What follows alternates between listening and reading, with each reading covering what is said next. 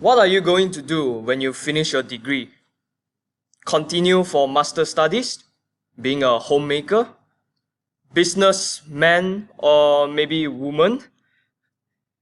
Not really matters which pathway you are going, because that is your life. You are the one that going to drive this Ferrari and drive it your own way. But of course, everything comes with a price. Now, what do you see from here? High-rise buildings, futuristic buildings, futuristic bridge, futuristic cars. And what else do you see? Ocean? But I see future. How about this one? What do you see from here? I know there is a man and a woman. Maybe, well, you know what's the next thing they will do. Let your imagination flow, that one, I won't speak about it. You can see the water splash, see the scenery. Beautiful. But what else do you see? For me, I see creativity. And this one. Wow, so many cars. Is the middle one your dream car? Anyone respond? Is the middle one your dream car? Please raise up your hand if it's your dream car. No one. That means no one likes GTR, I guess. But of course, what else you can see? From old cars to new cars. Yes, I see innovation. My name is Yen Han. This is Mahi and this is Shafkat. So with that being said, let's begin our topic, which is taking control of your future. So for the covering topics, we'll be covering 12.1, the dream of a lifetime, 12.2, career exploration, and 12.3, choosing your major. So right now, I will pass the stage to Mahi. Thank you, Yen, for the introduction. Now I will talk about the dream. What is dream? Do you know the definition of dream? A dream is a succession of images, ideas, emotions, and sensations that usually occur involuntarily in the mind during certain stages of sleep. The content and purpose of dreams are not fully understood, although they have been a topic of scientific, philosophical, and religious interest throughout recorded history. Dreams are stories and images that our minds create while we sleep. They can be entertaining, although they have been a topic of scientific, philosophical, and religious interest throughout recorded history. Dreams are stories and images that our minds create while we sleep. They can be entertaining, fun, romantic, disturbing, frightening, and sometimes bizarre. What is your dream? Will you achieve your dream in your lifetime? I'm certain that you desire to. I'm sure you hope you will. But will you actually do it? What odds would you actually do it? Most people I know have a dream. In fact, I have asked hundreds, if not thousands, of people about their dream. Some willingly describe it with great deal and enthusiasm. Others are reluctant.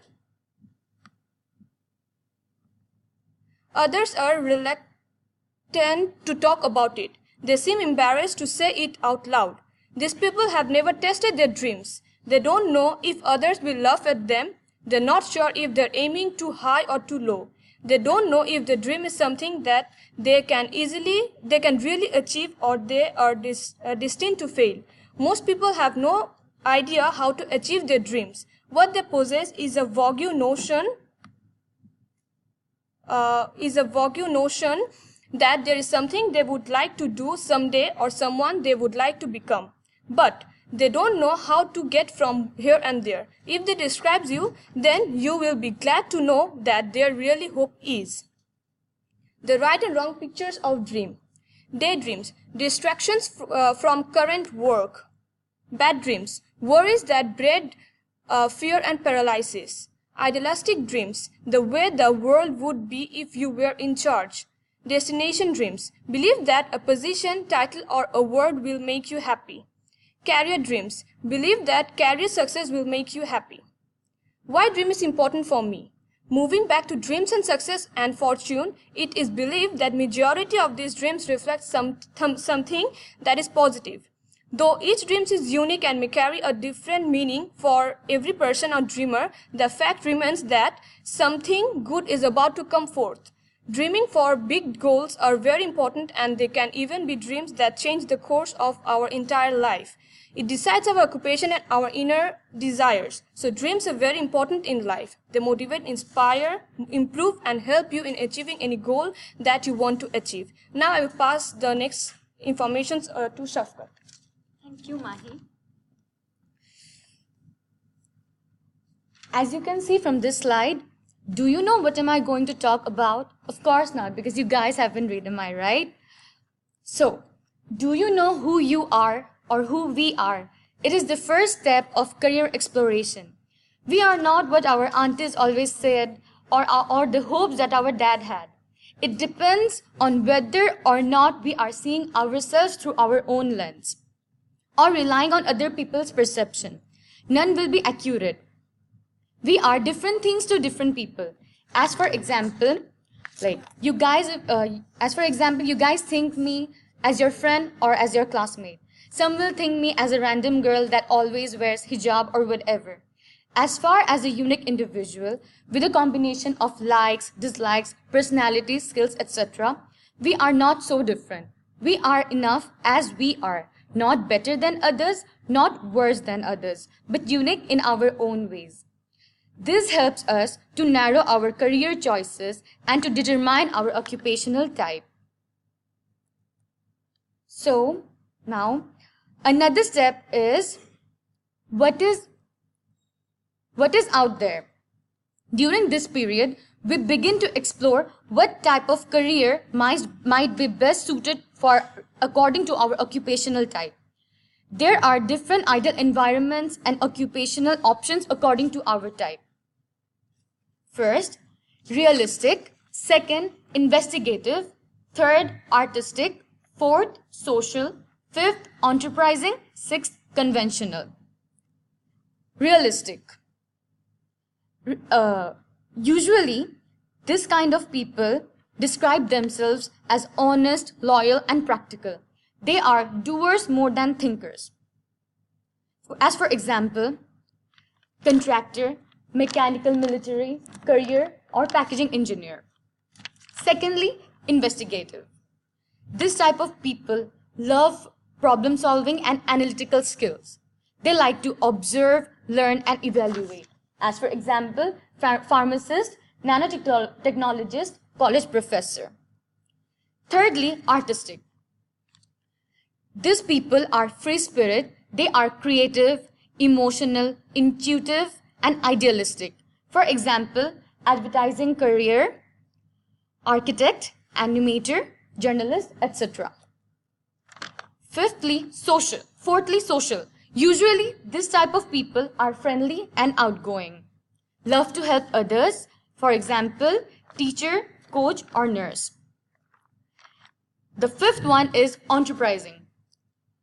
These people are confident, assertive, risk takers, sociable, enjoy speaking, and leadership.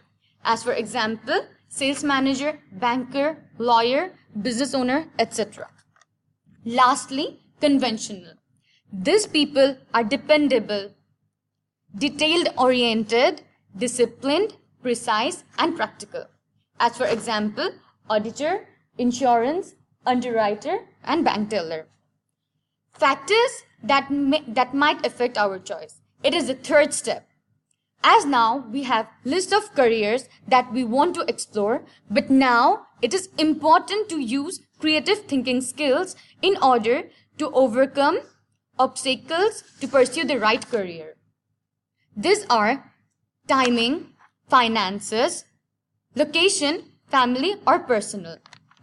As for example, how much time should we invest to start making money? Or what investment will we need to make to be successful in different fields? Or what is the ideal location for career that we would like to live? Or how will this career affect our personal and family life? So So lastly, where do we go from here? So when we start college, it seems like we have an eternity to make up our mind about what we will do after graduation.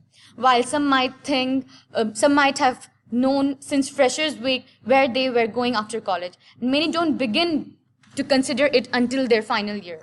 There are plenty of options facing final year students, from graduate programs to working abroad or to further study. Whether we have always known what we want to do after finishing our degree or are only recently thinking about it, it's important to know what all our options are or what will work best for us.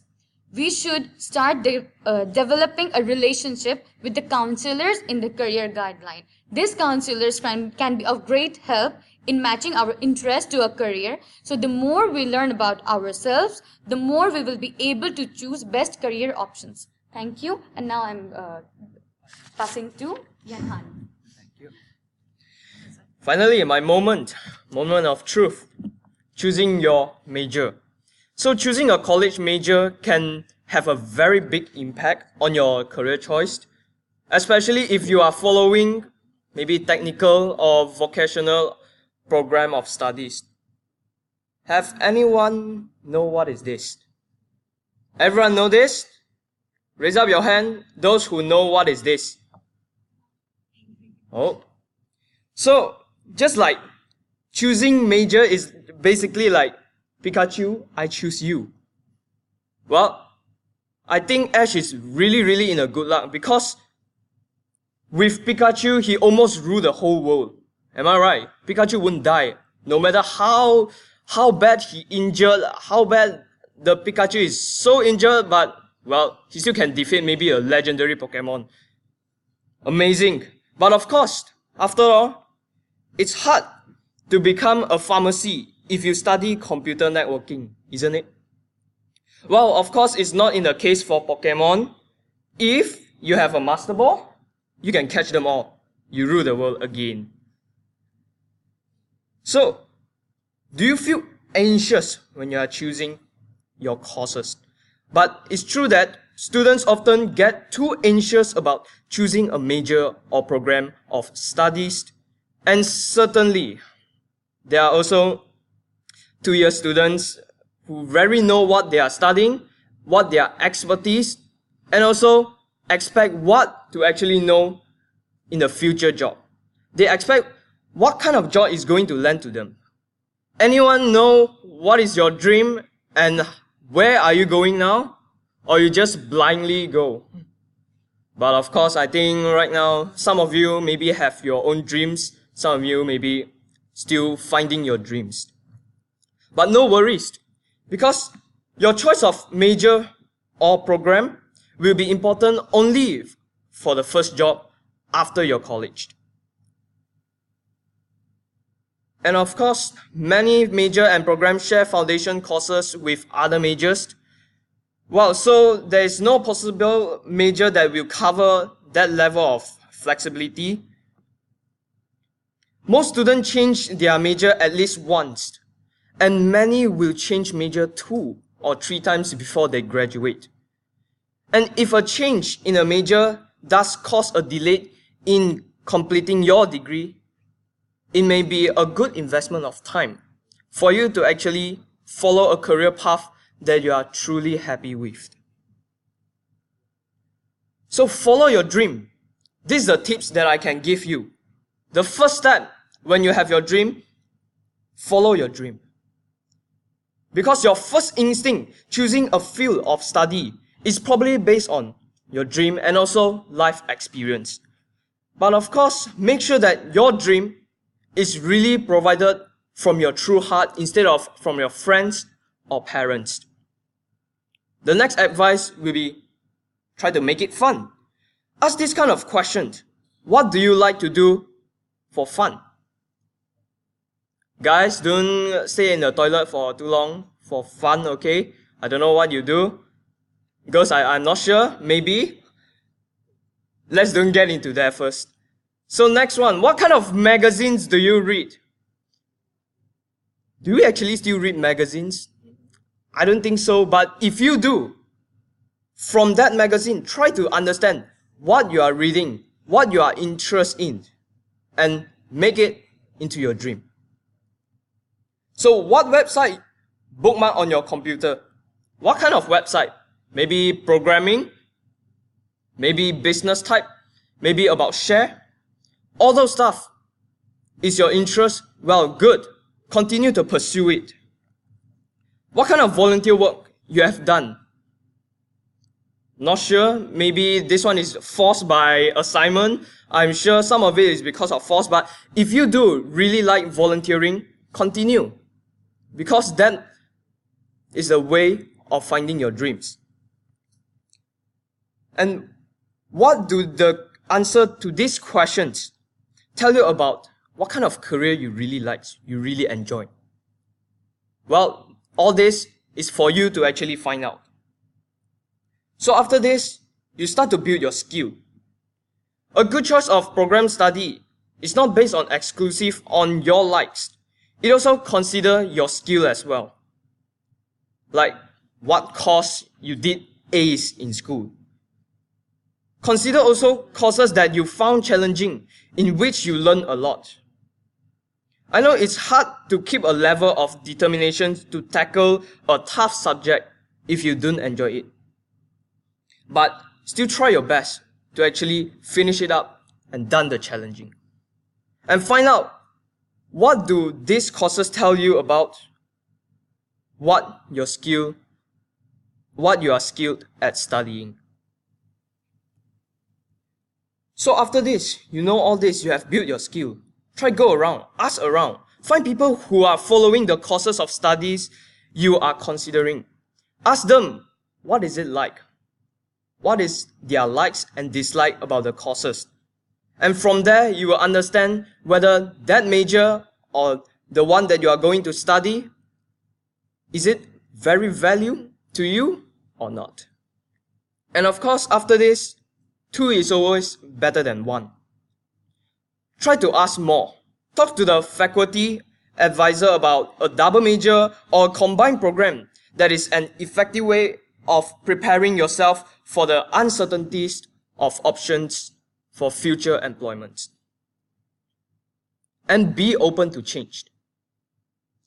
Once you select a major, don't panic if it turns out it's wrong. Consider it as a step forward finding the right program for you. Repeat the major selection process, but carefully consider what you have learned from the original major choice. Why was it not right? Did it not match your interest? Or was the work too heavy? Were the courses too tough? What do you know that you didn't know when you make this decision? And should it consider in your new choice as well? Of course, all this, again, is for you to find out. And this is all the things you need to know.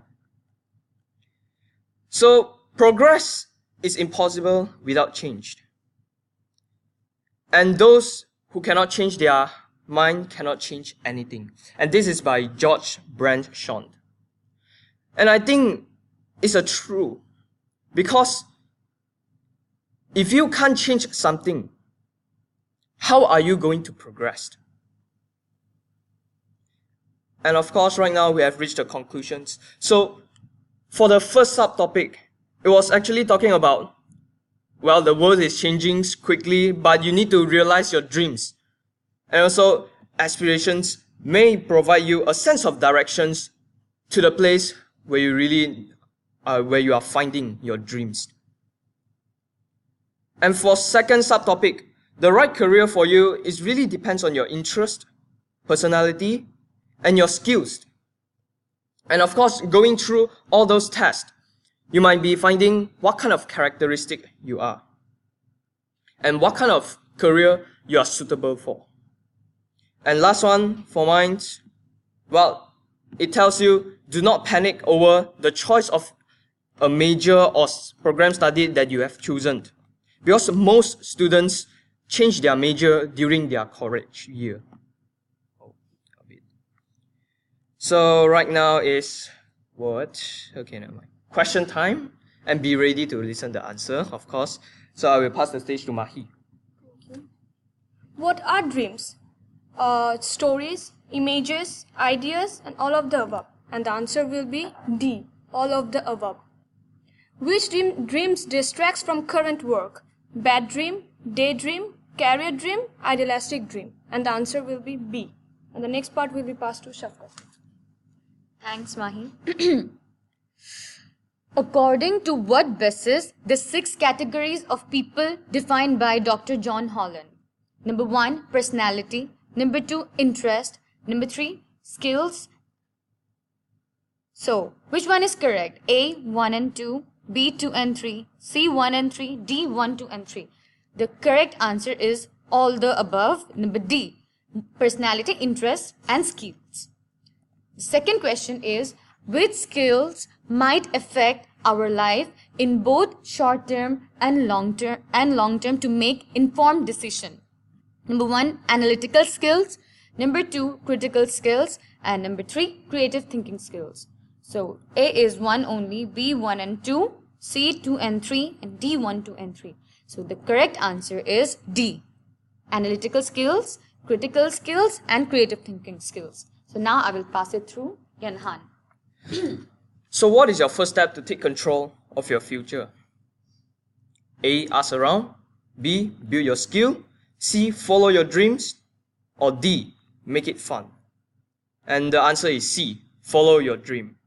And the last question, what is the tips that you should be taken for you to take control of your future? 1, follow your dreams. 2, follow your parents' dream. 3, build your skill. 4, ask around.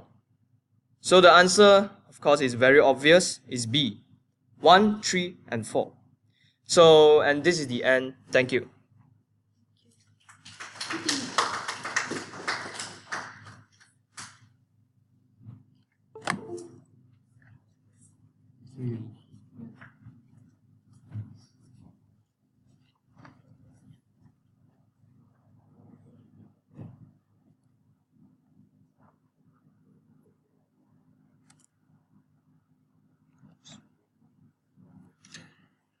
Okay, we'll return to Dr. Christensen in a second. Appreciate the presentation.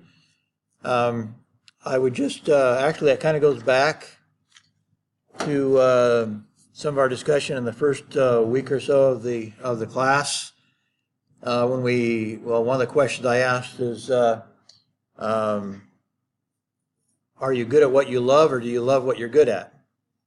And again, I would suggest it's a little bit of both. And what's ideal is that you love something, and over a period of time, of course, you will get better at it. I mentioned my writing skill was not my best talent by any means, but I decided I wanted to be a writer, and so I wasn't bad at it, but it wasn't my greatest skill. And so I ended up choosing something that was not my greatest skill, because I wanted to follow my passion instead of my talents, if you would, my greatest talents.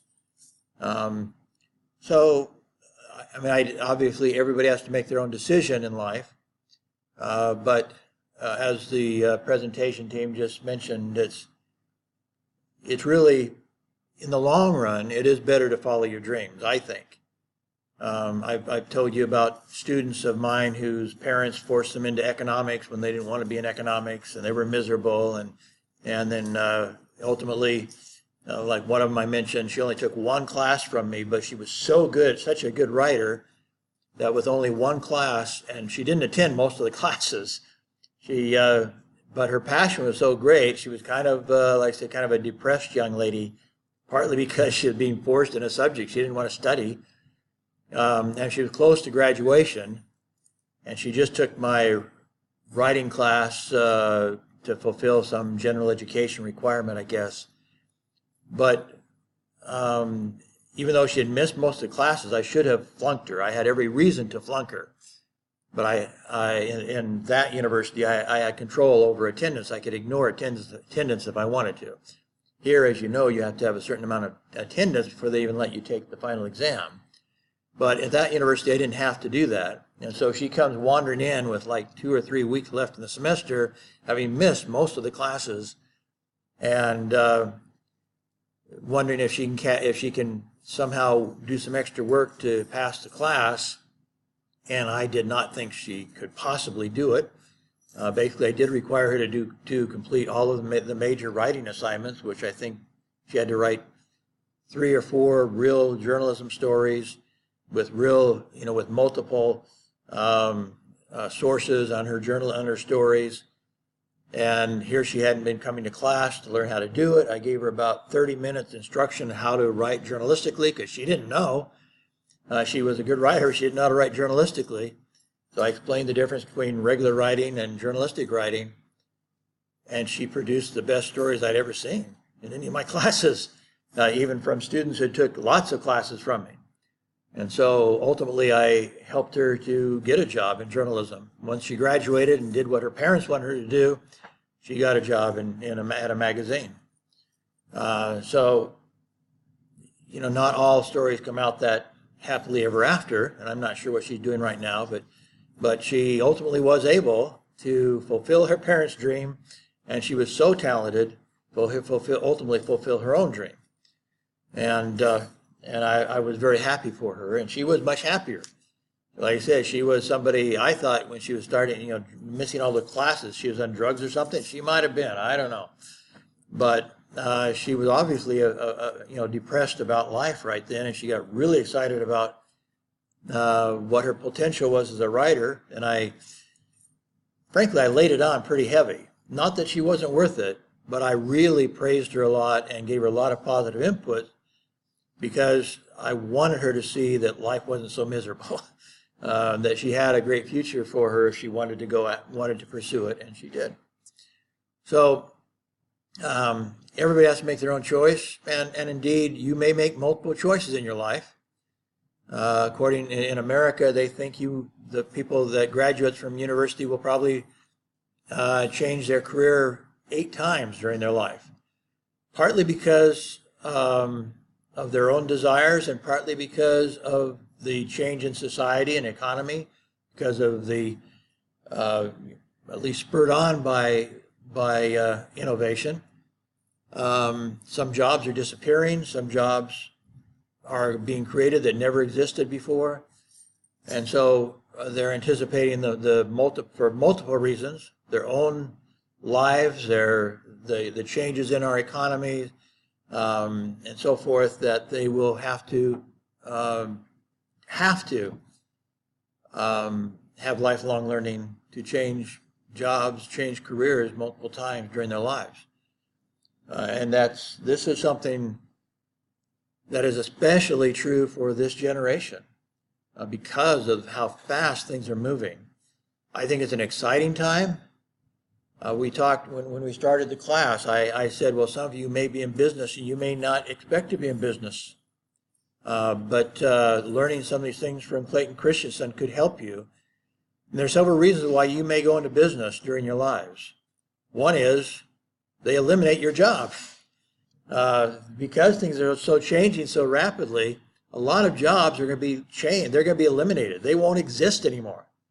We don't know which jobs exactly those may be, but they're going to happen because of robotic, because of artificial intelligence, so many other things. Many jobs that exist today will not exist in 10 years, 20 years, 30 years. While you're in your careers, they're gone. And so as they go, you'll be looking at new opportunities and new challenges, and making some new decisions. And one of those options may be business. One of the things about business in this day and age is that you can start a business for practically nothing, because you don't need a storefront anymore. You can have a virtual storefront. I can be a journalist without a press. I can start a new magazine online for $100 or so by just setting up my website, leasing server space, and away I go. I just have to learn. I happen to have those skills. I've created something like 20 websites in my life or whatever. And I started creating those back when the web was early, back in, I think my first website was maybe 1996, so it was early in the development and spread of the World Wide Web. I was creating websites. No training in it, just I don't even know how I got started, how I learned how to do it at all. Don't remember anymore. But I started doing it, as I mentioned. My daughter worked her way through college, also learning from scratch. In those days, we were building websites in Notepad. We didn't have any software to develop websites with. We had to learn HTML, and we'd put it into Notepad, and then we'd upload the Notepad, the text, the coding that we created in just Notepad with nothing, no help in how to do it. We had to figure out all the HTML coding to do it. One way that I did it, and my daughter did it, was we would go to somebody else's website we liked, and we'd go in and look at their coding and steal their coding and put it in our Notepad. Because then, of course, we had to change all the words. They'd have certain words, we'd put in our new words. They'd have certain art, we'd put in our own art. And so we'd, in essence, just take their coding, steal their coding, and change all the content. And voila, we had a website. And so that's the sort of thing we were doing in the early days of web development. So it's easy to do, and you're like, I don't really recommend GoDaddy anymore because they have really, they've really screwed around with me lately. They are the most famous, perhaps, company to lease out web space or server space, but their customer service has really gone down since they got big. Anyway, but there's lots of companies. A friend of mine just advised me of a new company that is way, way, way, way, way, way less expensive than GoDaddy, but you do have to, if you haven't taken programming classes and stuff, you probably need to get somebody to help you get started at least. Once you get started, there are programs that make it pretty easy to do websites. But setting up the server, getting the server all set up, you might need some help with that. But once you're done, then the cost of it is like 1/10 of the cost of GoDaddy. And GoDaddy's not all that expensive.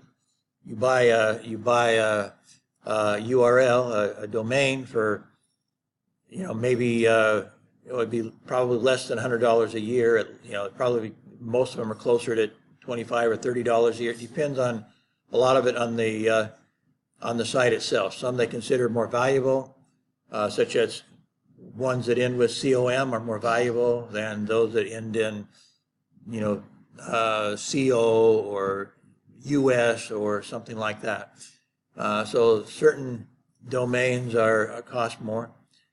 And then it's, even with GoDaddy, which I said is not the least expensive, you're talking about your lease cost is something like $10 a month. So again, you start a company for practically nothing in this day and age. So you may be going into business. Your job may be eliminated. I mentioned I was in charge of a Reemployment Opportunity Center for a university in America. And so these people had been in the nuclear industry for years and years and years, thought they would always be there. And suddenly 5,000 in our own community were laid off like that. And they were emotionally distraught. They were, in some cases, suicidal, in some cases, homicidal. They were really upset about having their lives turned upside down.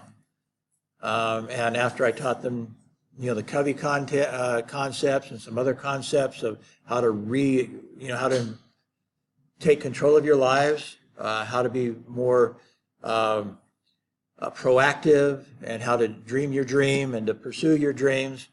I had a number of them tell me they felt like I saved their lives.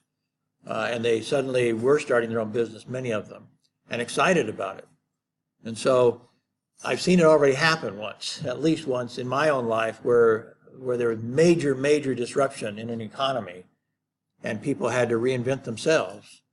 And I had the opportunity to help them reinvent themselves, which was a very rewarding opportunity. And I suspect that, again, many of you will go through very similar things because of how disruptive or how disruptible our economy is now, because of things that Dr. Christensen talks about. And just because, again, as these new technologies roll out, robotics and artificial intelligence, all this sort of stuff, people are going to find ways to let machines do what people are doing now. That kind of scares me a little bit, how fast it's going to happen and how disrupted the economies will be. And I don't know the solution because I don't know all the problems yet. And so I'm concerned. I'm a free market person. I'm not sure a free market can handle it. As much as capitalistic and free market as I am, I'm not sure it can handle the changes that are ahead of us. Don't know.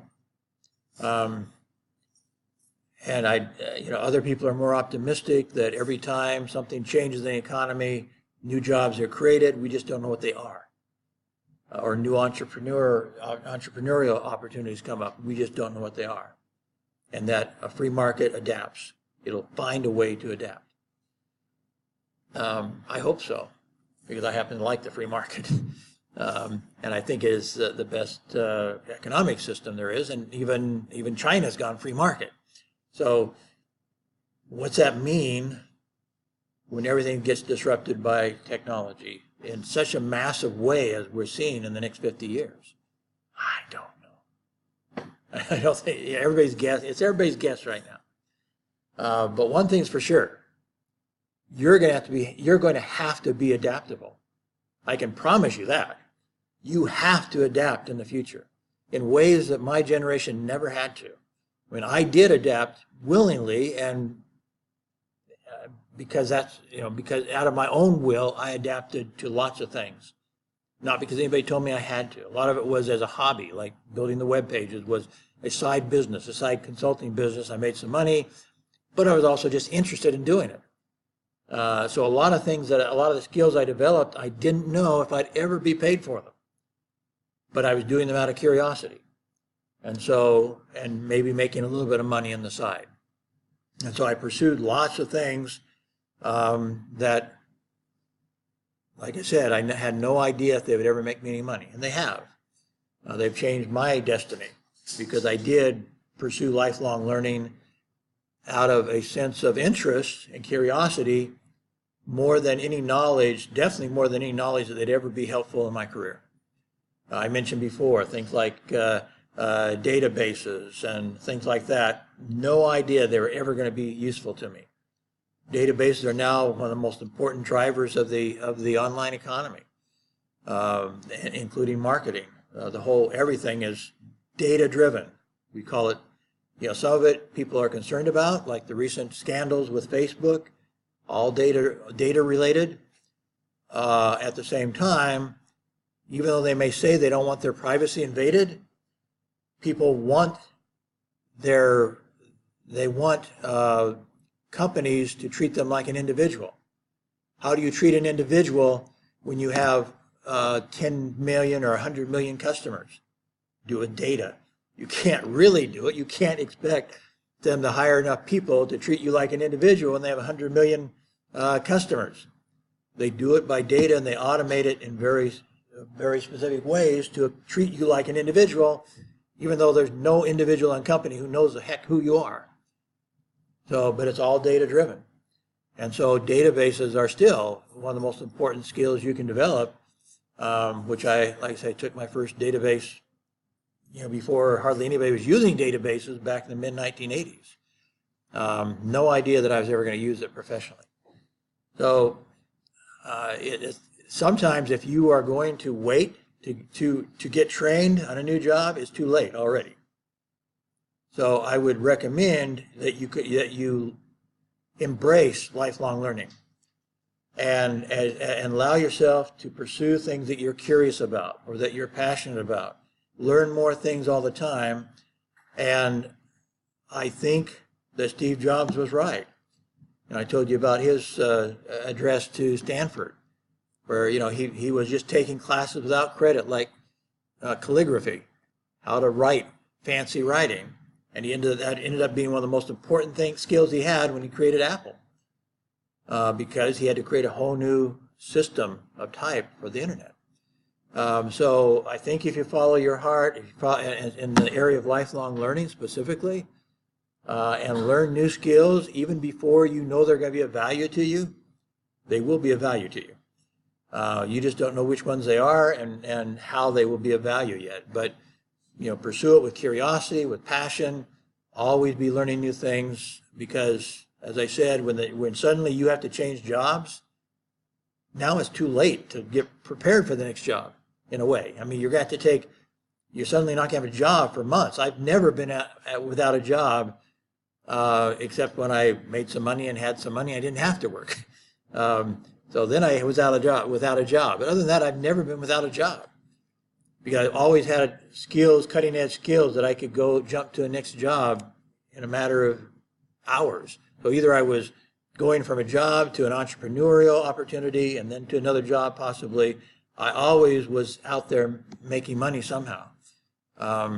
Or I had already made money and I was kind of getting ready to go to school, get a higher degree or something like that. But that didn't happen by accident.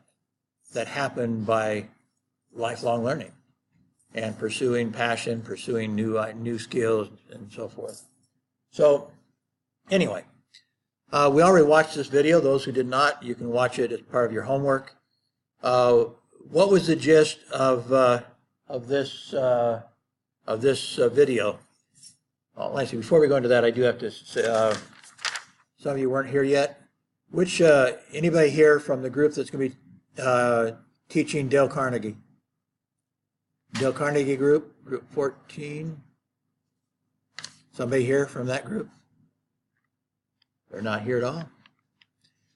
Okay, well, if somebody's too shy to raise their hand and you're from Dale Carnegie group, I guess I can give you a choice. You either teach next week or you teach the very last week when you're busy with other stuff, week 15, but I will not be here during week 14. So next week, if week 14 or 15 does not voluntarily move up to next week, week 13, Napoleon Hill, the group 15 could also do this if they wanted to. But it would be nice if somebody moved up to next week, either group 14 or group 15. Otherwise, there's nothing. We won't have a presentation next week when I am here. I would prefer if one of them taught next week.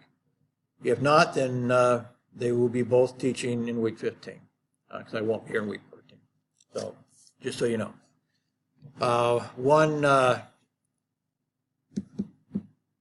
I was required to hand in attendance this week. Most of you are okay, but one of the problems in this class is that we only meet once a week, and so they had me send in 12 weeks worth of attendance.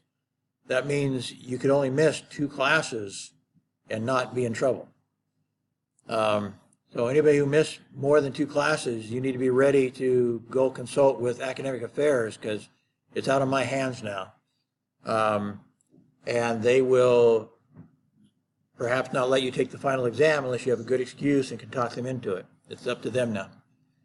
So you need to attend 80% of your classes, and so when there's only 12 classes, and so 2 you can miss, but 3 you can't. 3 out of 12 would be 25%.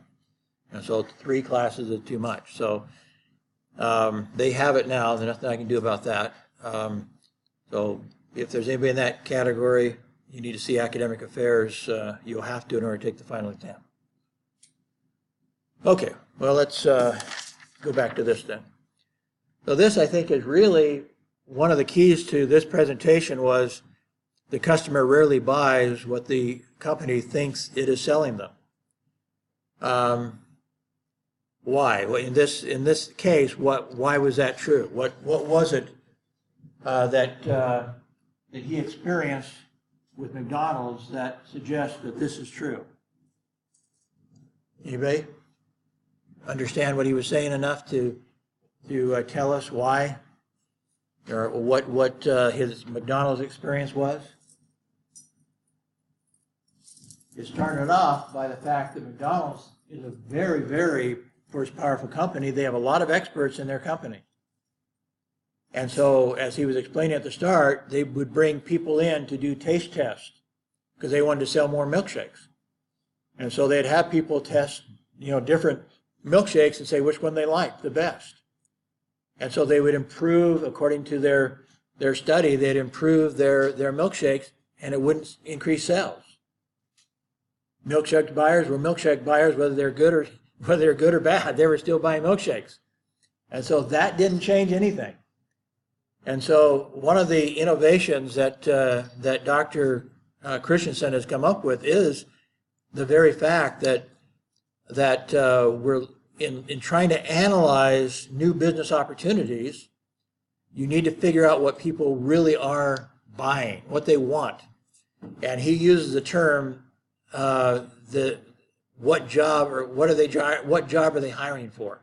What are you hiring a milkshake for? What is the job of a milkshake for you?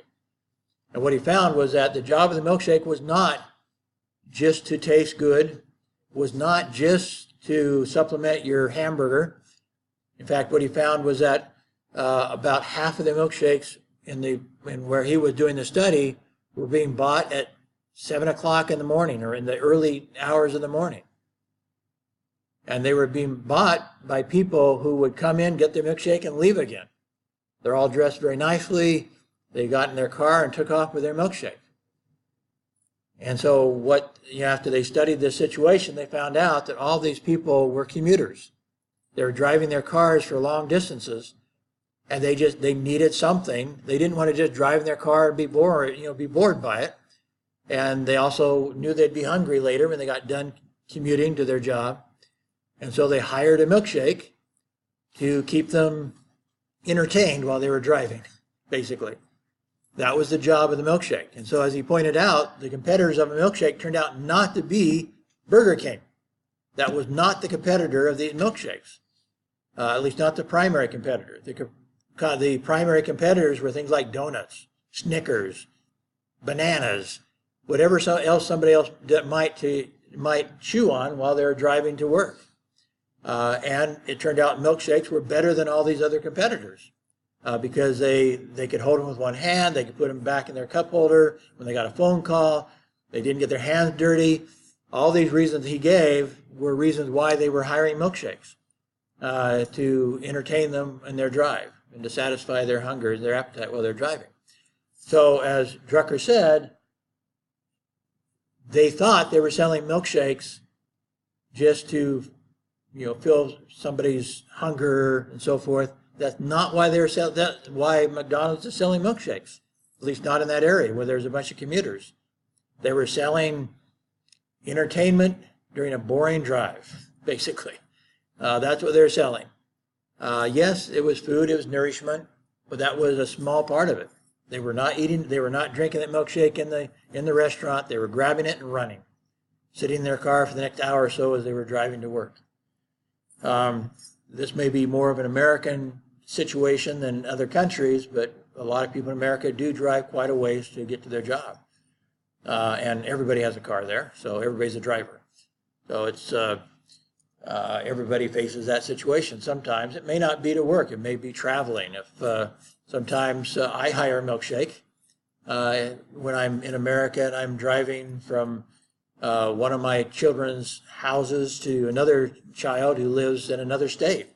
So I may be driving for 7-8 hours between one place, from one family member to another family member.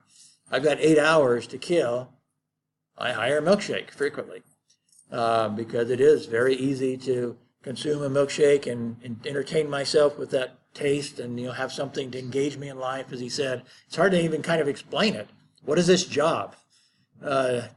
Keep me from going to sleep, keep me entertained, keep me nourished. I don't know, it has lots of functions, but it's not what McDonald's thought I was buying it for.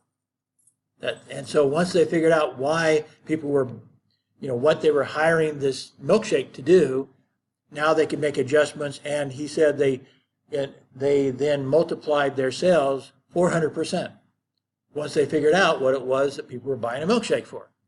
You can't improve the product. You can't help and improve that product without knowing what people are buying it for, what the job is they're doing. Now you can look at, he tried, they didn't pay him enough money to spend a lot of time on it, but the newspaper industry in America hired Christensen to try to help them, help save newspapers.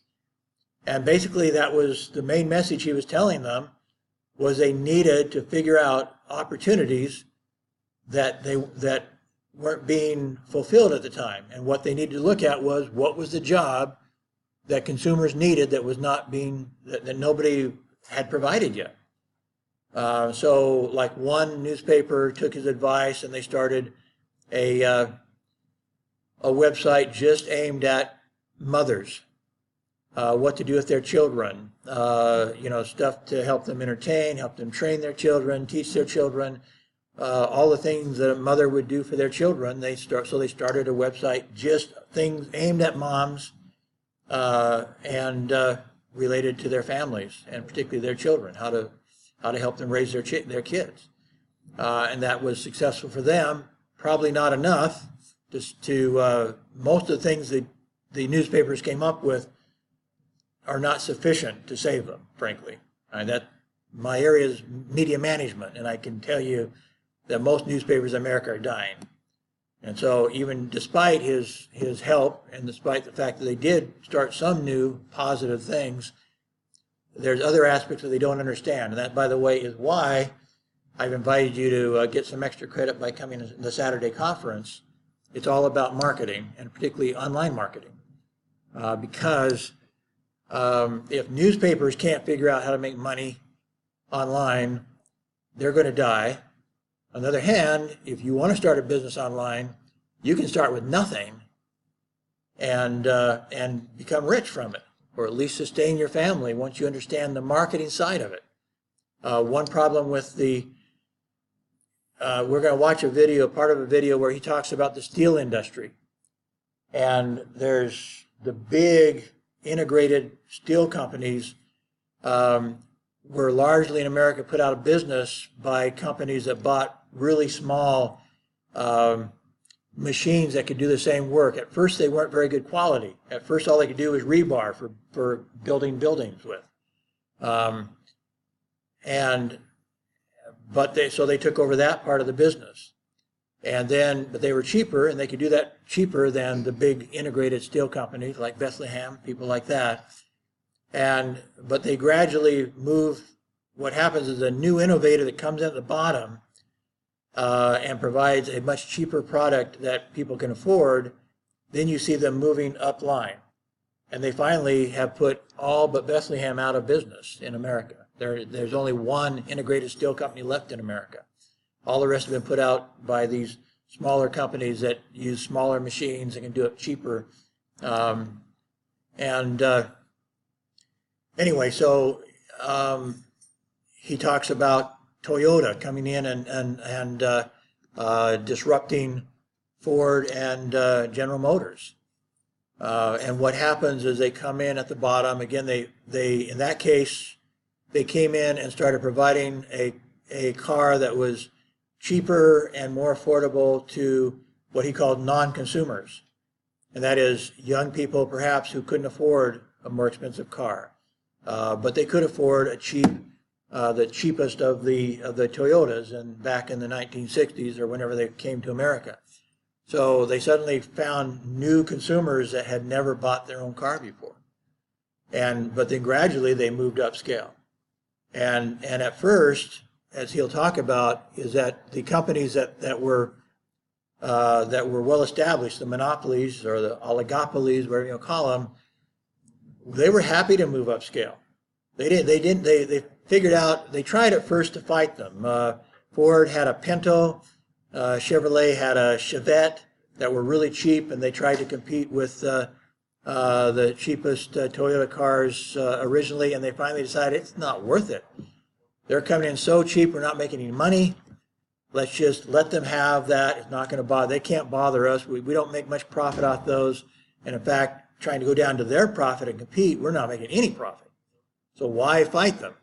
And so they concentrated on more expensive cars with a higher profit margin, and Toyota went up a scale and upscale and upscale until now, the Ford and GM are looking up at Toyota.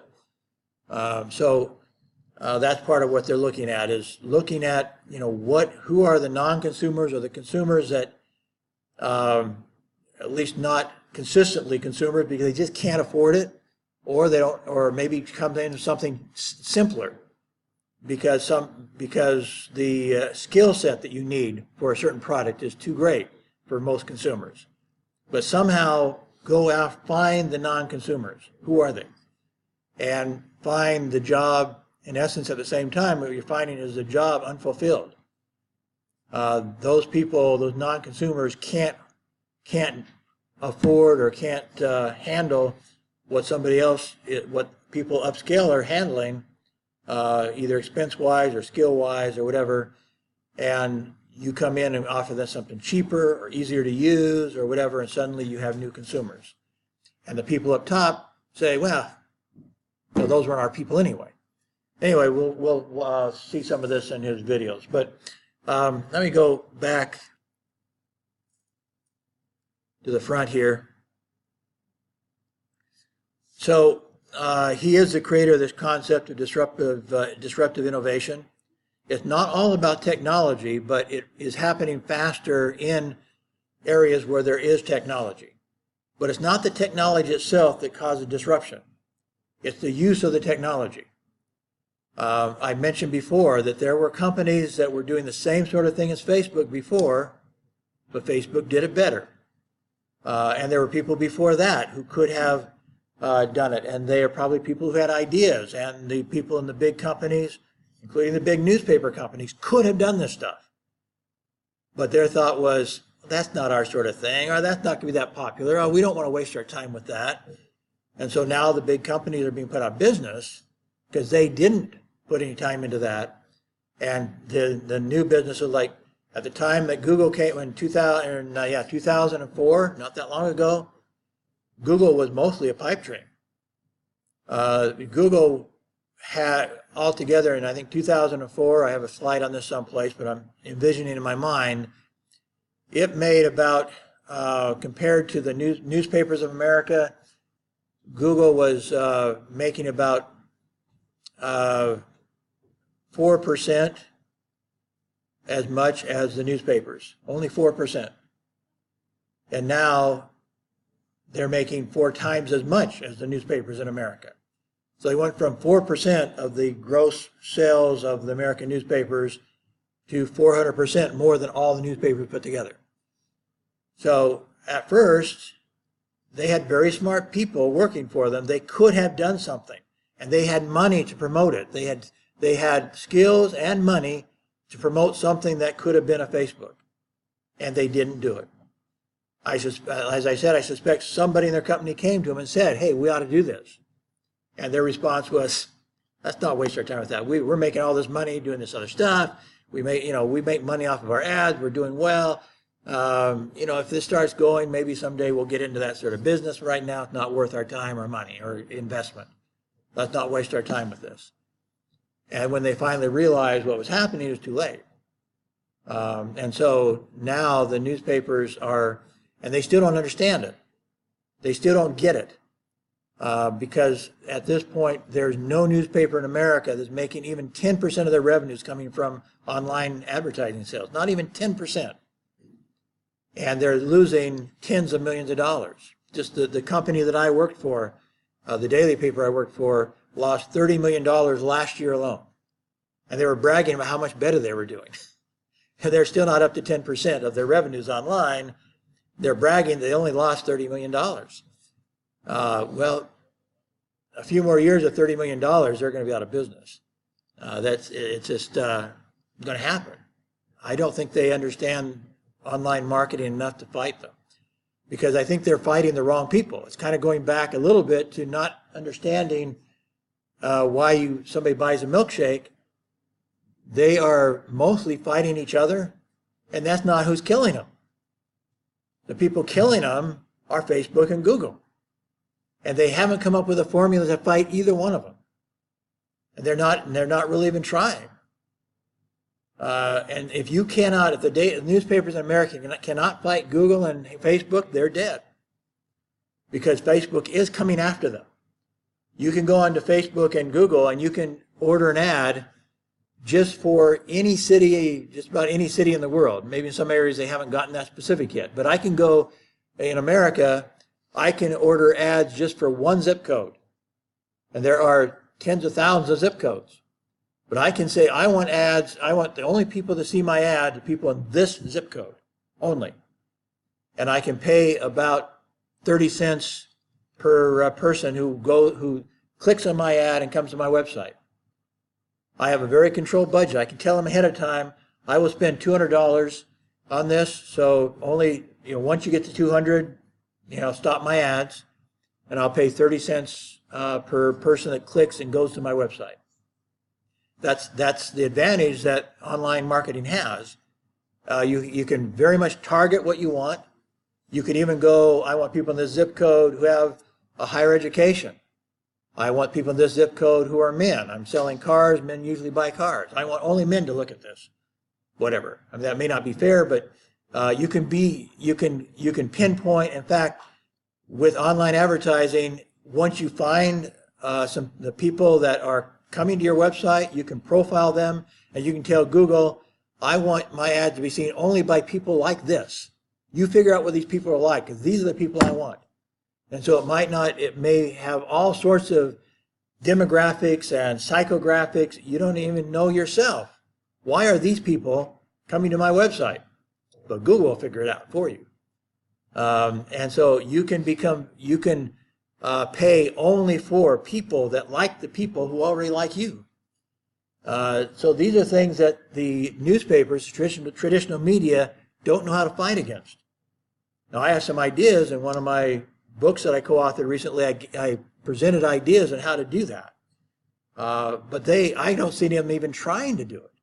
They don't have a clue as to how to fight. They're not even doing some simple things. For example, according to the professional marketers, the people who are actually buying the ads, what's the number one type of ad? Video. How many newspapers sell video ads? Not very many. If they want people to come to their website, they need much more video of all sorts. They should have at least a once-a-week interview with one of their top local leaders and put it on video and put it on their website. They should have stuff on their website that isn't in their newspaper. They should have advertising that you can put on your website you can't put in the newspaper, such as video. You can't put that in the newspaper. They have to begin making transitions in ways that they do not understand now. So that's, again, one reason why I'm giving extra credit for people who want to come to that conference on Saturday, because this definitely can be life-changing. It's what the daily newspapers in America need to understand. And they're going broke because they don't. And new people are creating new businesses because they do. And so the world is getting turned upside down, and these companies we thought were unassailable. They were monopolies. I've been David fighting against Goliath much of my career. My first job was a weekly newspaper, high circulation weekly newspaper against two newspapers owned by the same company, plus TV stations, plus radio stations in the big city of Tampa, Florida.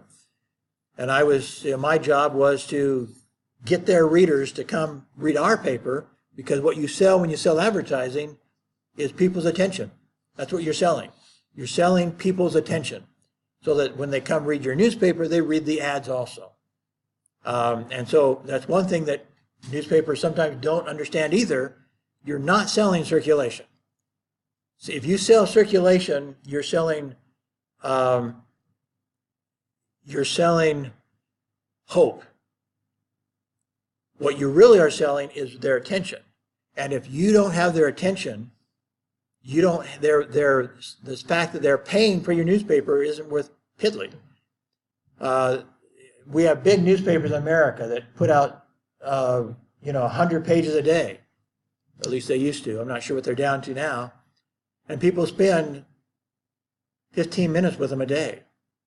Are they reading that newspaper? How much attention are they giving to any ad in that newspaper? They have 100 pages, and their readers are spending 15 minutes with the newspaper.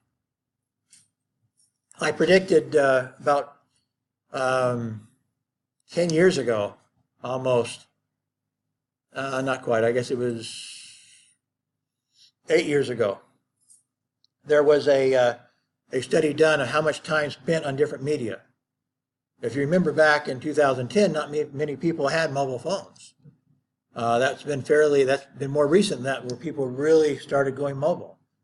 In 2010, though, the average person still spent about 5% of their time on their mobile device, which was still pretty significant. And in fact, it was, when I looked next to it, guess what percentage of their media time over time they were spending on newspapers? 5%. So already people were spending as much time with their mobile device as they were spending with their newspaper. TV was way up here because people were still watching their favorite TV shows. They hadn't migrated to the internet yet. And so TV was still strong. But the amount of time that people spent on their mobile devices was about the same as the newspaper, but newspapers were accumulating about 30% of all advertising revenue. Despite the fact that it was already down to 5% of their media time, they were getting 30% of the ad revenue. Meanwhile, mobile was taking 5% of their media time and getting you couldn't even see it on the chart.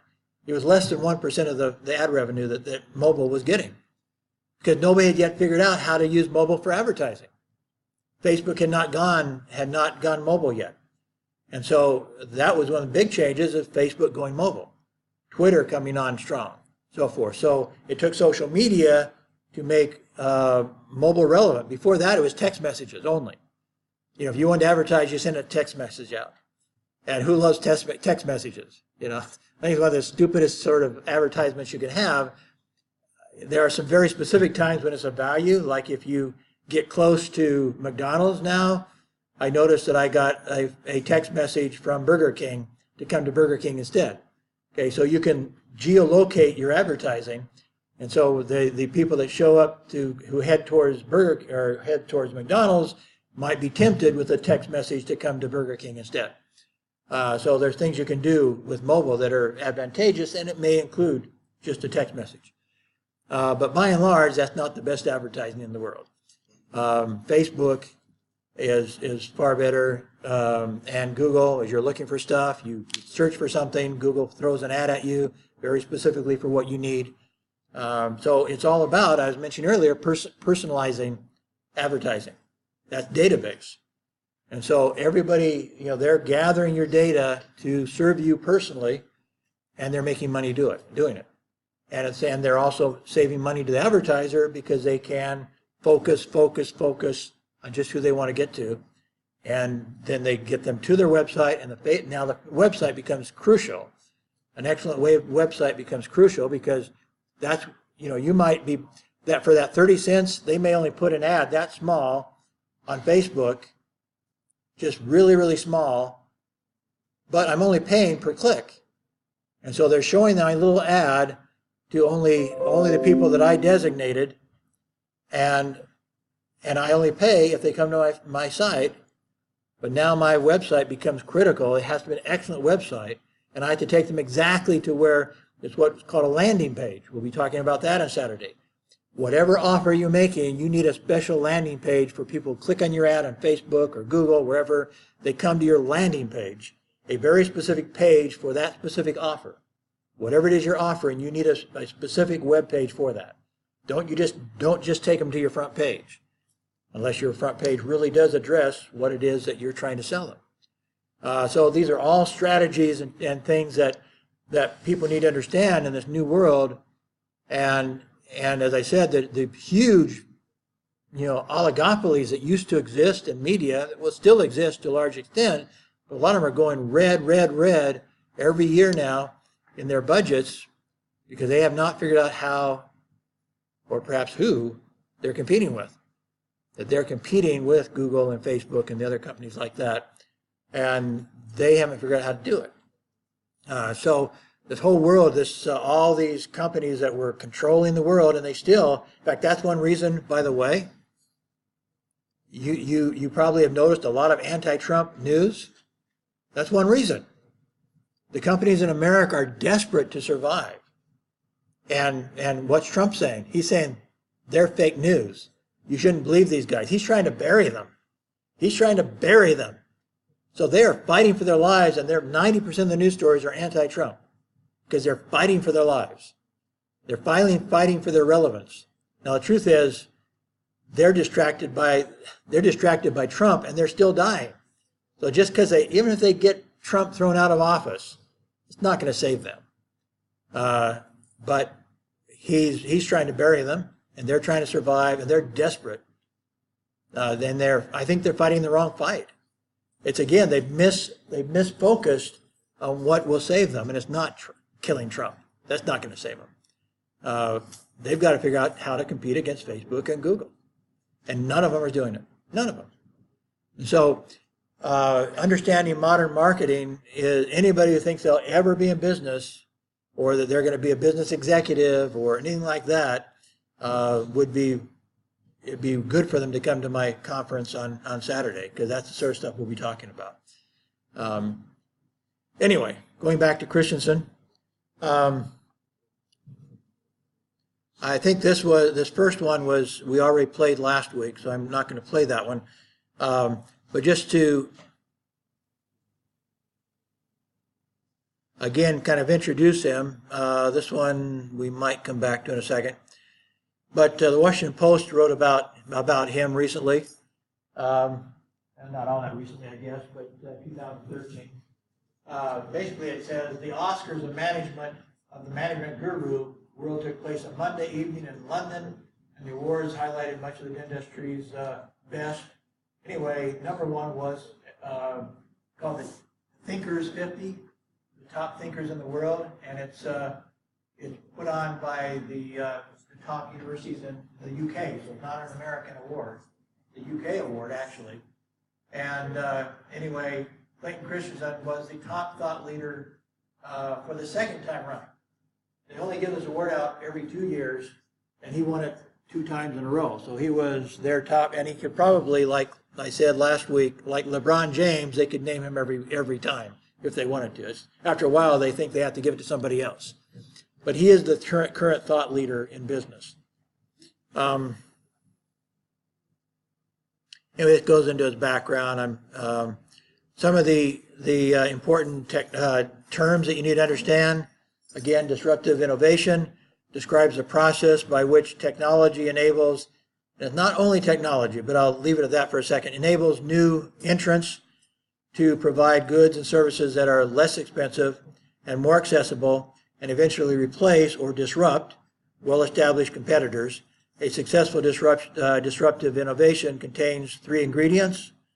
It talks about enabling technology, so an invention or innovation. So again, it may not be an invention, it may not be technology at all, actually, but it's an innovation that makes a product more affordable and accessible to a wide population. Let me talk about that in a second.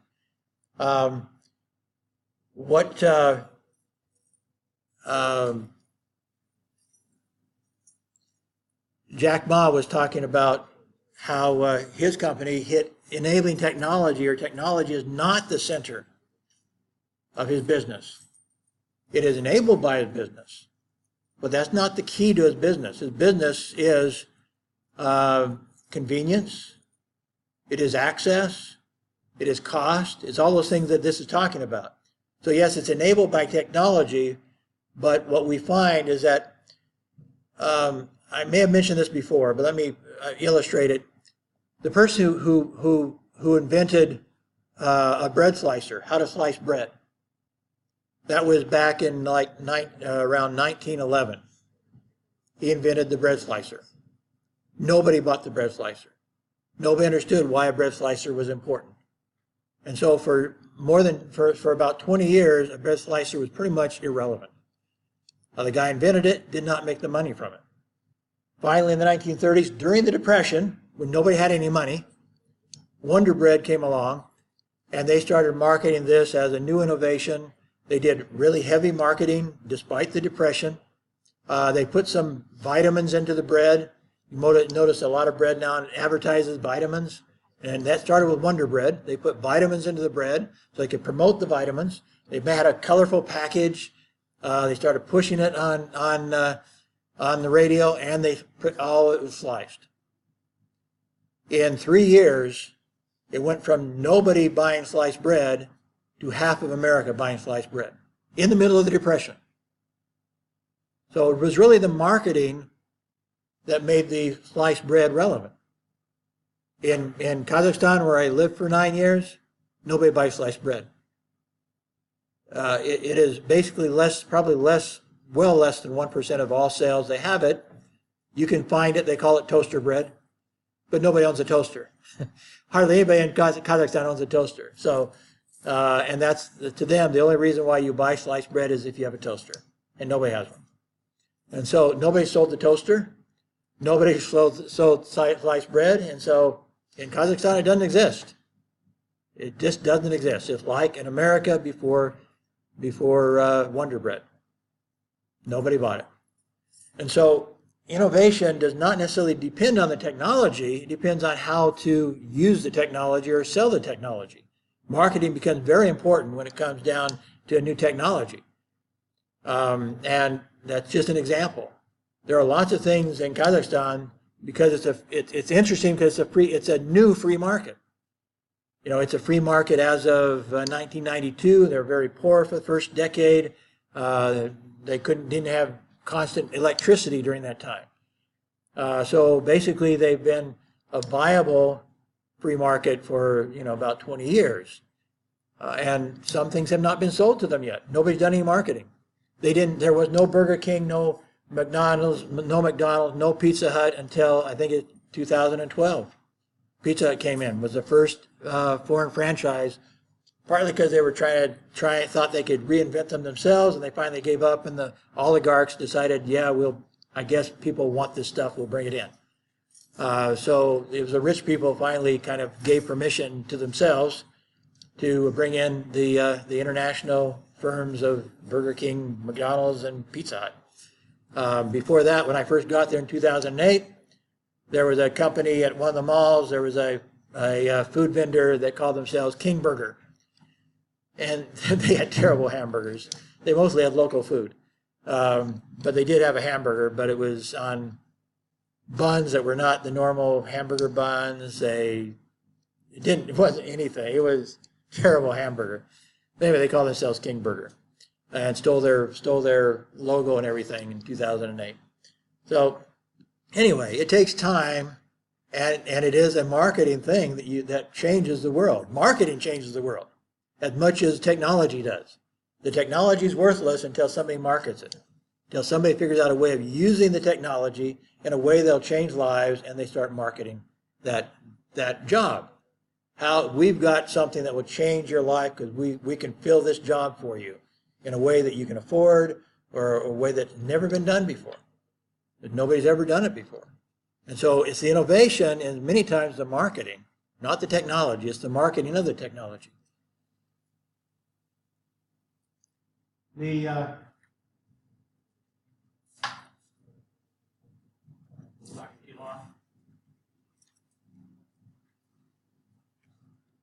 Okay, I want to maybe just go straight to one of his, in fact, I'm going to go out of this slideshow.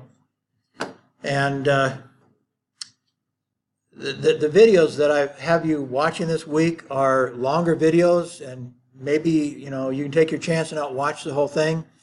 I'll admit, for example, that Google, he talks at Google. Google invited him to come in.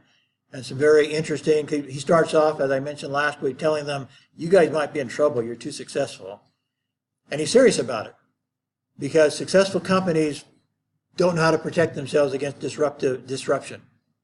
And so he was serious, but he was causing them to laugh too. Nobody thinks that Google's in trouble. He says that's exactly when you get in trouble. And he has some strong examples of companies who thought they were unsaleable, that nobody could touch them, and they, like GM and Ford, and they were disrupted. And they're now looking up at Toyota. And he's saying basically Kia is overtaking Toyota. You can expect Kia to be that Toyota will be looking up at Kia pretty soon. And he even mentions the Chinese car, that you can expect them to come in and disrupt the established ones over the next 20 years. That's the way it goes. That you get successful, and then you don't know how to defend yourself. He helps you try to understand that, but you actually have to understand it well enough to be willing to lose money to stop a competitor, because the competitor's got to come in cheaper than you can afford. Because very frequently that may be like these other companies I was talking about are being produced with very low wages, and they're being produced with better technology, and so the Kia is less expensive now than the Toyota. And so as these newer challengers come into the market, they're going to go after the low end of the market, and the bigger companies are going to let them because they can't match them in price with the low products. And then gradually they're going to get better and better and better with new technology too, because they're just building their company. So as they start making a profit, they're going to be buying new technology.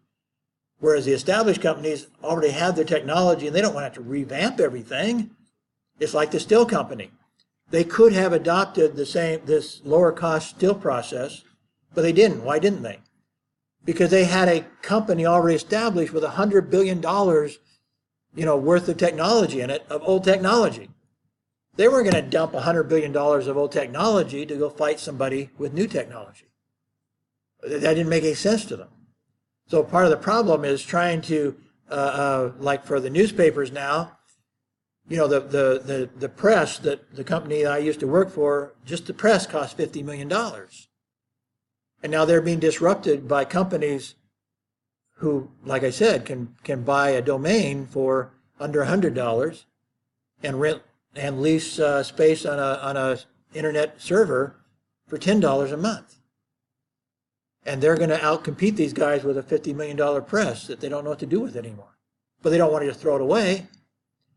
And there's one expert that suggested 10 years ago, more than 10 years ago, they should throw their presses away. Throw them away now. Before you go into debt trying to save an old technology, get rid of your presses and go online now and recreate yourself before you go into debt.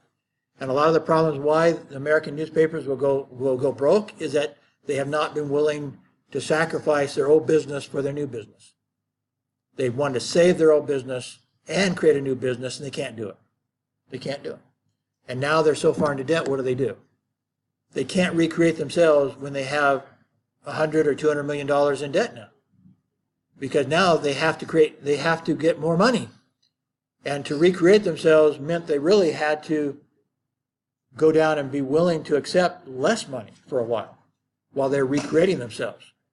A new company can do that psychologically and economically. They can do that. An old company with tens or hundreds or billions of dollars worth of investment can't do that. They can't go back and reinvent themselves with a dime.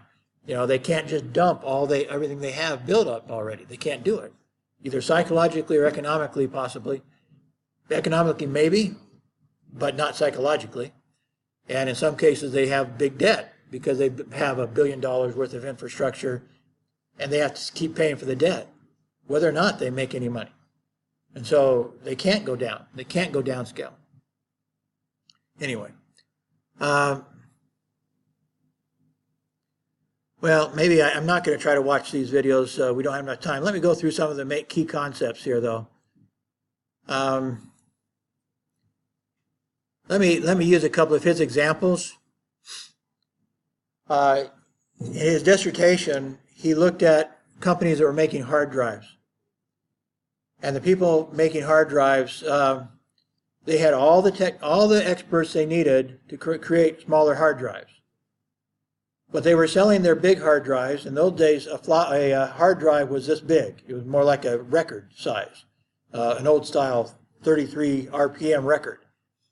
So the hard drives were big. And along came the innovation, a smaller one, still not what we have today, but mid-size.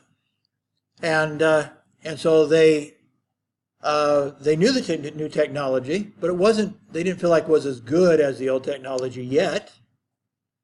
And so one of the things they asked their customers was, do you want us to build a smaller hard drive? And what the customers say? Why? Well, why would we want a smaller hard drive? We have your current drives are dependable, they're good, they're doing us well. We don't need a smaller hard drive. And so out of 53 companies, none of them built a smaller hard drive. Then they went to another level. Now we went to the smaller hard drives. And again, the companies were asking, do you want us to go to the small hard drives? And again, the people said, why would we want to go to the small hard drives? We like what we have. And so the biggest fault of companies sometimes is doing what professors tell them to do, listen to your customers. And the answer is no, you don't. You cannot afford, in a rapidly changing economy with new technology, to trust your customers. And there's two reasons why you can't. One is the customers that leave you won't tell you they're leaving. Again, Dr. Christian said that. They leave you without telling you. And so you're only getting input from your customers who still like you. So you now have a jaded look at what it really means, what they really are interested in. The other reason why you can't trust them, nobody knows what they will want. So you're asking them, what do you want? And that's the wrong question. The question is, what will you want? And the reason why they can't answer that is that it hasn't been invented yet. So when they're asked them, do you want a small hard drive? They didn't know how to answer that because laptops hadn't been created yet. So until you create a laptop, you don't have a need for a smaller hard drive. And so why have a smaller hard drive in a big desktop computer? What sense did that make? So you don't need a small hard drive. You have this circular problem. You can't create a laptop till you have a small hard drive, and you have no reason to buy a small hard drive unless you have a laptop. So the two have to come together at the same time. You have to say, aha, somebody has to think, what can we do with a smaller hard drive? Laptop. So the two have to come together. So out of those 53 companies, after these two transitions of smaller and smaller hard drives, only 3 survived. 3 out of 53 survived that change. New companies came and took their spot. Because the new companies didn't have, for one thing, they didn't have established customers. And so they could afford to take a chance at new technology, new customers. They didn't have a lot of debt. They didn't have an investment into making desktop computers like some of these people that were making the hard drives themselves. They also had desktop computers. They were making their money off the desktops, so forth. So anyway, ended up being the new companies who were willing to try something new, who were willing to start looking at ways to apply the smaller hard drive that survived, came into the market. The old ones all died. And he looks at this, Christian looks at this at industry after industry. Another example is transistors.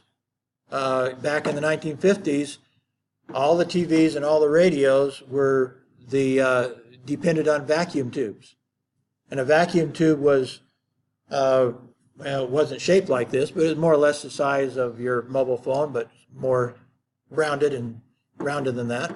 So it was more like that round, but about that tall. And all the quality TVs and the quality radios had vacuum tubes, and that meant they were big. A TV was as big as this lectern or bigger, with a screen on it, but they had to have lots of room for the tubes. So there was no such thing as a portable TV. There was no such thing as a portable radio. Transistors were actually built in the 1940s, but they weren't real high quality. And so as Christensen pointed out, when he was a kid and when I was a kid, the first innovation was Sony, Chinese or a Japanese company, and they went into the market that was controlled by big companies, General Electric, RCA, big companies, powerful companies, didn't look like anybody could touch them. And they came in and they went to the non-consumers. And so they came in first with a portable radio. So the small little transistor radios, they called them. Transistor radios were about that size but thicker. So they were about that thick but about this tall, this wide. And it was the first time that a kid could afford, and they came in and sold them for like $2 a piece. The sound was terrible. But as Christensen says, it was infinitely better than nothing. And so teenagers started grabbing up all these transistor radios because, for one thing, this was also the time of rock and roll. Parents hated rock and roll. And so the kids could buy their little portable radios, go out to the park, and listen to their rock and roll and away from their parents. And it was, as I said, infinitely better than nothing. And so that's your best market. It is the one that has nothing else, with consumers that have nothing else to buy that will fit their budget and their needs. And so that was the transistor radio. A little bit later, they came in with transistors and a TV. And so suddenly a TV was, could be, it was still, well, it was more or less the size of my plastic box here. Some were started off a little bit bigger than that, but they got rid of all the vacuum tubes and made a TV that you could actually carry around, and again, maybe $200. Whereas the big TV this size was, a couple thousand. And so a whole new generation of non-consumers suddenly could afford a TV, and they were buying these up from Sony as fast as they could. But now, meanwhile, he pointed out in one of these videos that the RCA and General Electric and these bigger companies spent 3 times as much as Sony in trying to develop the transistor. But one problem was they weren't selling any yet. So they spent money on it, but they never actually started producing the product that people could give them feedback on, and they didn't start competing with Sony in time. And so by the time they finally realized that, at first they kind of laughed at Sony coming in with these cheap little stupid transistor radios that were terrible, terrible. In fact, that's one thing that Christensen says, that many times the disruptive technology is not better technology, it's much worse technology. But it's worse technology that people can afford. And so again, like his little transistor radio, it was infinitely better than nothing. So when you have nothing else you can buy, anything is better than nothing. And so they laughed at the transistor radio because it's so terrible, and it wasn't anything that any of their people would buy, any of their customers would buy.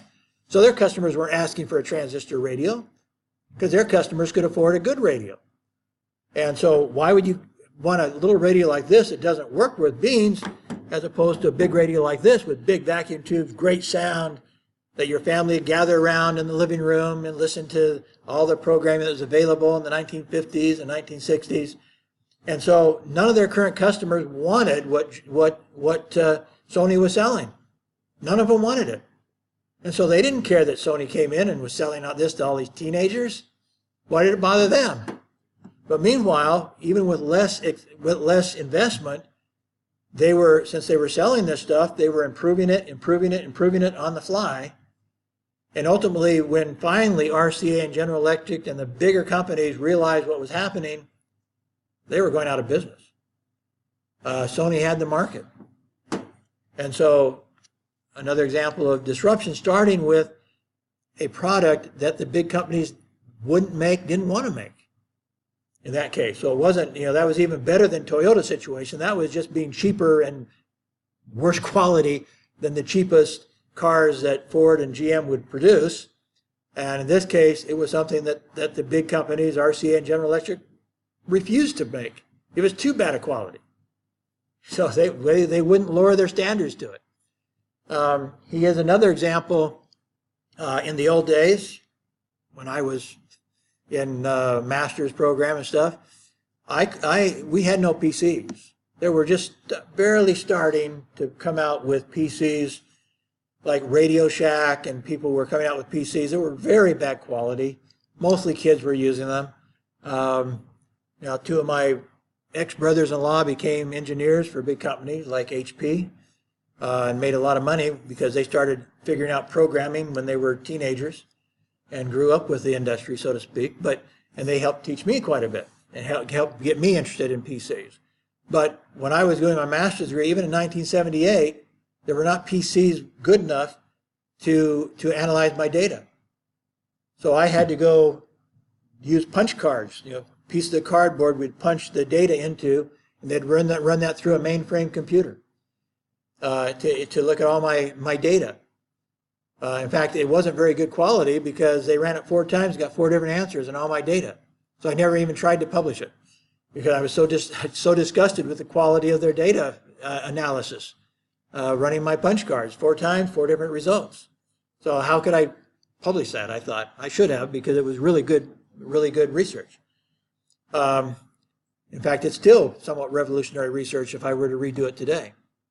But anyway, so we had big mainframes that cost millions of dollars, and only the experts could run the thing. So we would have to take it to, well, the first time I took it, I had a master's student run it twice, and he got such bad results from it, I could tell by just looking at my questionnaires that his were wrong. So I complained, and the dean of the entire college ran it, and then my advisor in my college didn't trust him, so he ran it again. That's why it was analyzed 4 times with 4 results. But PCs couldn't handle that yet in 1978. But then another company came in. Again, had to have experts to run it. You had to spend millions of dollars on a computer like that. And then a company came in that he talks about that did what they call mini computers. It was only mini in comparison to the big computer. The mini computer was still this size, so the size of this lectern. So it wasn't a small computer, but it was smaller than the mainframe. And they got to be pretty good. They started challenging the capabilities of the mainframe. And so the company that did this was considered one of the top computer companies in the world. But he explains then what happened to them. In fact, this was one of the first things he started studying, because about the time he went back to school to get his PhD, that company suddenly went broke. And for a decade or more, everybody's saying this was the best company and one of the best run companies in the world. And now suddenly they were saying, these guys are idiots. They just went broke. And what happened was the PCs starting with these stupid little Radio Shacks, started getting better and better and better, grabbing the non-consumers. And then they got better than that. And so here was this mini computer company. It was selling its computers for somewhere between $200,000 and $500,000 with a profit margin of up to 50%. And so they had people coming in and say, hey, the future is PCs. We need to go to PCs. Well, what were PCs doing? They were selling for practically nothing, and they had a profit margin of about 10%. And so what some of their innovators were saying was that we need to create a crummy product that with a lower profit margin, with a unknown group of consumers. Or we can concentrate on these new computers. We have these new computers that can make us 50% on a $500,000 sale. And all of our current customers want us to do this. We don't know for sure what the rest of the world wants, but our customers want us to do this. Well, within a 5-year range, they went from being one of the top companies in the world to being broke, because they could not wrap their heads around the idea that they had to create a crappy program, a crappy computer that nobody had much software for. It was mostly a toy to most people. There were some practical uses by then, but it certainly was not challenging the mini computer by then. And so they rejected the idea of getting into the PC market, and they went broke because of it. So, the PCs just got a little better, and a little better, a little better. And he says it's kind of like, how would a boy beat a giant? And the answer is go after the feet. Go after the feet. He's not willing to bend down and protect himself. Go after just a small thing. Go after the feet. But if you go after the head, if a new company tried to come in and compete with this company, I forget the name of it, with the mini computer, they tried to go for the top consumers, that company would have killed them. They would not have allowed them into the top of the market. They would have done whatever necessary to kill them at the top of the market. That was where they made their profit. They came in with the PCs and they could care less about them. Same with Sony, same with Sony and RCA. RCA could care less about Sony when they came in with the non-consumers. They looked down their noses at them, said, they're not competition. And so they just ignored them until they got better and better and better, came upscale, and killed them. And so that's why when Christensen in one of these videos goes to talk to Google, he says, I think you guys are in trouble. You're too successful. Because it's actually, and there's another video that is really interesting. It's with one of the top, risk capitalists in the Silicon Valley. He was actually started two big companies in the 1990s. They didn't survive, but he made a lot of money off them anyway, because they did go to the public stock market, and they sold well. But things happened, and so they didn't survive. But he had enough money, he started an investment company, and he has lots of interesting insights. So he's sitting there next to Christensen and then this guy whose job is to start new companies, to help new companies start. And they really bounce off each other in a very interesting way. And the guy, this investor, who again has started his own big companies and very successful, now is investing in lots of different companies in Silicon Valley and making lots of money from that. He says basically, looking at Christensen's theories, everybody used to look at it like, he says, kind of like algebra. They look at algebra, and what Christensen is teaching is way above that. It's stuff that people who know algebra can't grasp. Okay, it's just, and so the reason that actually the people, the managers, and this is one of the things he really tries to emphasize, is that in every one of these cases where he tracked how big companies went broke or went way down, it was not because of bad management. It was because they were doing what they were taught by Harvard and other universities like that. They were doing what they were taught, and they were using the best practice of their time, and they got killed for it because they did not understand this idea of disruptive innovation. And so they were doing algebra when they needed to, go up to something far, need to know the sort of stuff that you need for it to be a NASA mathematician or something. It was way beyond algebra.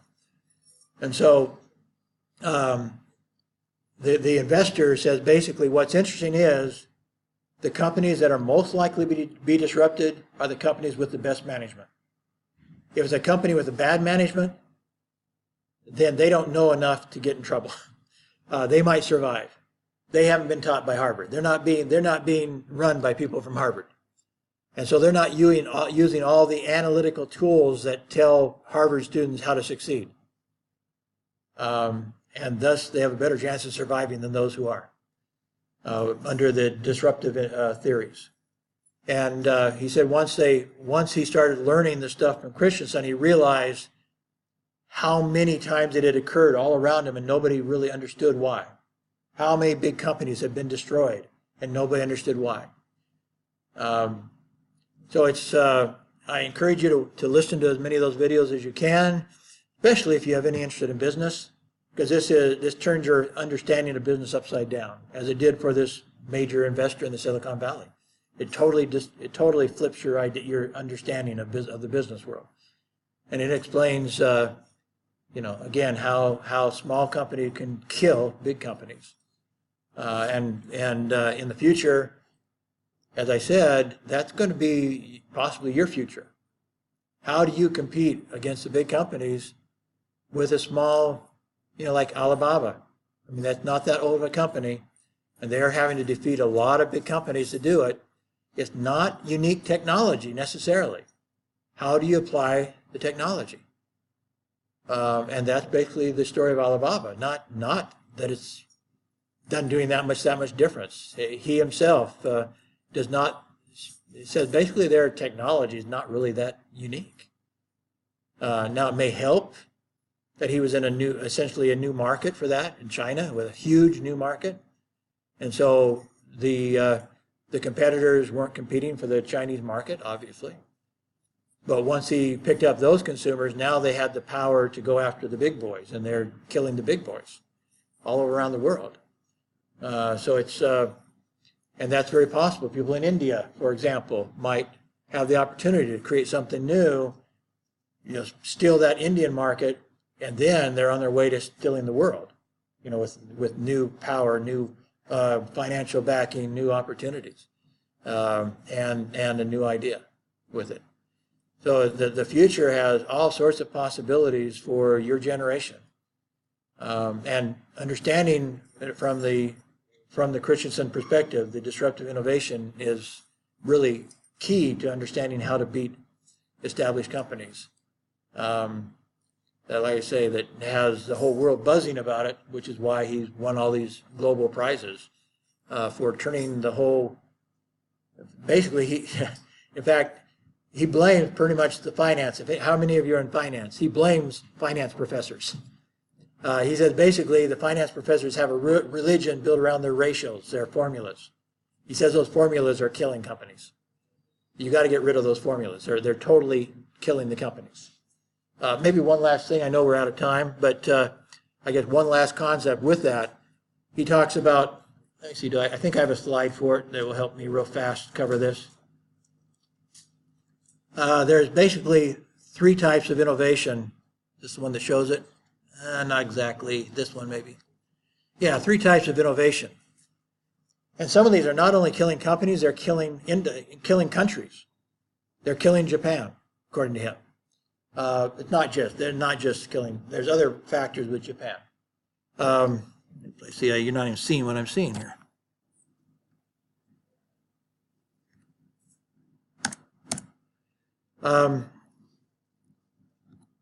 Anyway, the ones that actually create jobs, what do I do now? I've gotten too big a hurry for one thing. The ones that create jobs are the disruptive innovations.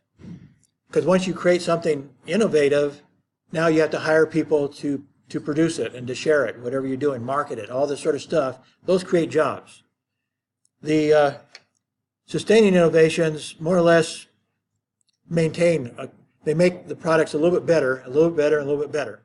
They really don't create new jobs because you're just replacing an older version with a new version. So maybe a little bit of, but basically people are still spending about the same amount of money to buy a better product than they did before. It doesn't impact your bottom line that much. And then along comes efficiency innovation. Efficiency innovation is doing things cheaper and maintaining the quality. And he says that actually loses jobs because that's the whole point of efficiency technology. Let's replace people. Let's do AI. Let's do something. Let's do something that will save us some money. And so you actually lose jobs with efficiency innovation, which is happening in many economies, including the American economy. And in fact, he says they basically go around and around, and you can go through efficiency innovations lots and lots of times and continue to save money and save money and save money. You create more capital, and you keep investing in this same efficiency, and you never take that money and go invest in innovation because innovation is too scary. And the finance formula says, oh, don't do something scary. And so the formulas and stuff that finance professors teach discourage innovation. They will choose one of these other innovations instead of that for quicker, more sure return on the investment. And so they don't want to, the formulas themselves would discourage disruptive innovation. And yet, then along comes another company, and they aren't to that stage yet, so what are they going to do? A new company wants to compete with you, they are going to use disruptive innovation. And so they invest their time and their money and their concentration into disruptive innovation, and by going with the formulas of the finance professors, you're still on the books, it looks like you're doing better because you have very sure investments with efficiency, innovation, and sustaining innovation. And so you never get back around doing your disruptive innovation because that's risky. And so the formulas say don't do that. That's a 10-year payoff and even an unsure payoff. So you don't want to risk your money in disruptive innovation. You want to invest it here over here with the efficiency innovation. You increase your profits.